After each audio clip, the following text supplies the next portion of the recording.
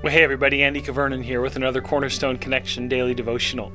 The other day I was in a meeting and we were having a good conversation back and forth, and at one point I started to speak before I had fully formulated a thought in my mind, and what I said immediately came out wrong, and it made me feel a little bit silly, maybe look a little bit foolish, and I had the wherewithal to sort of retract what I said pretty quickly and say to the group that I was with, hey, can I just rethink that and reframe that a little bit? And it was a gracious group, and we moved on. But it reminds me of the propensity that I have sometimes to think out loud. Are there any out loud thinkers out there, verbal processors? We're the kind of folks that it's helpful to talk things out in order to process information. And of course, there's nothing inherently wrong with that. There's no moral assignment there other than to say sometimes when we think out loud, in the wrong setting, we can get into trouble. And it reminds me of one of the Proverbs in today's Bible reading. I hope you've been enjoying the Proverbs as you've been working it through in the Bible reading plan.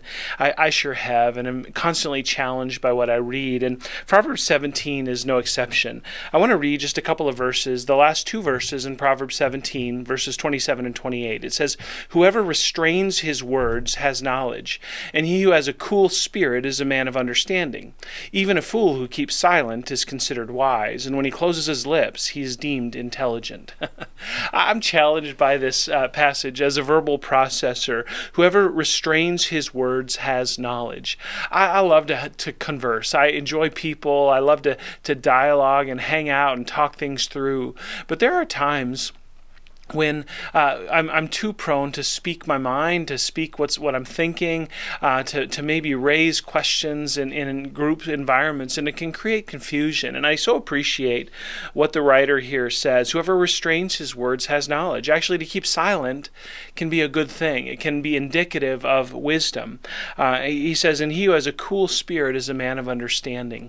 I know that part of maturity for me has looked like over the years, or at least part of maturing, has been to slow down in my thinking and slow down in my speaking, such that when I do speak, I speak from a cool spirit, having a cool platform, not an overly emotional platform. And I tell you what, when I take that approach, it benefits me not only in leadership here at the church, but also in my family, in my friendships, in dialogues in the marketplace, whether I'm working with a customer service rep or all those things, when I can apply this idea that he who has a cool spirit is a man of understanding. Even a fool who keeps silent is considered wise. When he closes his lips, he's deemed intelligent. When I can restrain my speech, I tend to function so much better with the people that I'm with. And friends, I want to challenge you. If you're like me and you're a verbal processor, slow down and let your thoughts catch up to your mouth. Let your mind catch up to your mouth.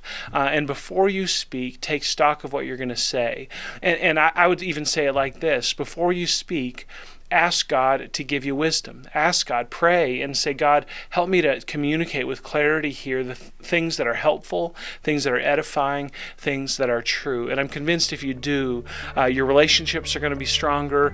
Your interactions in the marketplace are going to be more edifying, more beneficial. Your marriage, your interactions here at the church, all of these things.